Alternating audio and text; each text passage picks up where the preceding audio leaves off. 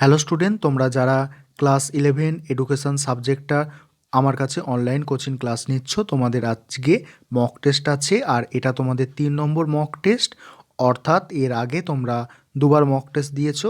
ঠিক একইভাবে এবারের মক টেস্টটাও ফুল মার্কস, অর্থাৎ সম্পূর্ণ নাম্বার থাকছে 20, টাইম থাকছে 1 ঘন্টা। অর্থাৎ 1 ঘন্টার মধ্যে তোমাদের উত্তরটা লিখে আমার হোয়াটসঅ্যাপ নাম্বারে পাঠিয়ে দিতে হবে।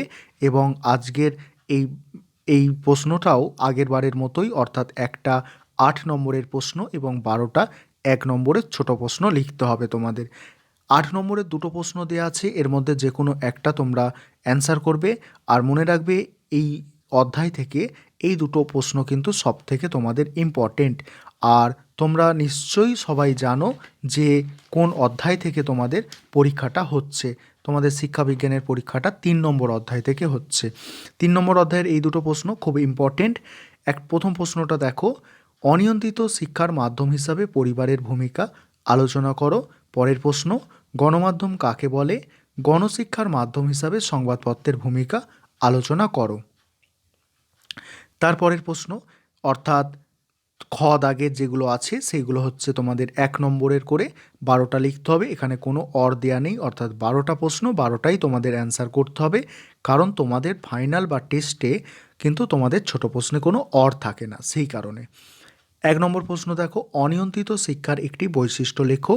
তারপরের প্রশ্ন, পরিবারের একটি শিক্ষামূলক কাজ উল্লেখ করো। 3 নম্বর প্রশ্ন, নিয়ন্ত্রিত শিক্ষার দুটি সীমাবদ্ধতা লেখো। তারপরে প্রশ্ন, প্রথাগত শিক্ষার একটি সুবিধা একটি অসুবিধা লেখো।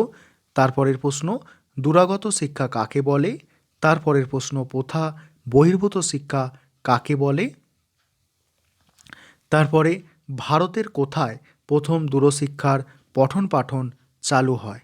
তারপরে, জাতীয় মুক্ত বিদ্যালয় কবে এবং কোথায় প্রতিষ্ঠিত হয়? জাতীয় মুক্ত বিদ্যালয় কবে এবং কোথায় প্রতিষ্ঠিত হয়?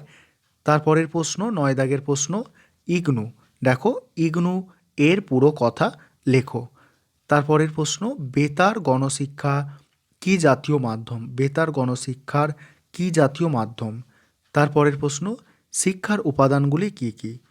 শেষ প্রশ্ন, প্রাথমিক শিক্ষা বলতে কি বোঝো? এই কটা প্রশ্ন ছিল। আর তোমরা ভালো করে পরীক্ষাটা দাও। অবশ্যই তোমরা না দেখে লিখবে, কেউ দেখে লেখার চেষ্টা করবে না, কারণ দেখে লিখলে নিজের ক্ষতি, তোমরা নিজেরাই ডেকে আনবে তখন। ঠিক আছে? আর এইভাবে তোমরা যদি কেউ ইউটিউবে যেহেতু ভিডিওটা আপলোড করছি, তোমরা কেউ ইচ্ছুক থাকো যদি অনলাইন কোচিং ক্লাস করার জন্য, তাহলে আমার সাথে যোগাযোগ করতে পারো। আমার নম্বর হচ্ছে 9123005218। আরেকবার রিপিট করছি, 9123005218 এই নম্বরে। ঠিক আছে? আর এডুকেশান সাবজেক্টটা তুমি যদি অনলাইন কোচিং ক্লাস করো, তাহলে মাসে 100 টাকা করে দিতে হবে। তার জন্য সপ্তাহে 2টো ক্লাস পাবে, একটা ছোট প্রশ্নর ক্লাস, একটা বড় প্রশ্নর ক্লাস, এবং মাসে একটা মক টেস্ট অতি অবশ্যই তোমাকে দিতে হবে 20 নম্বরের।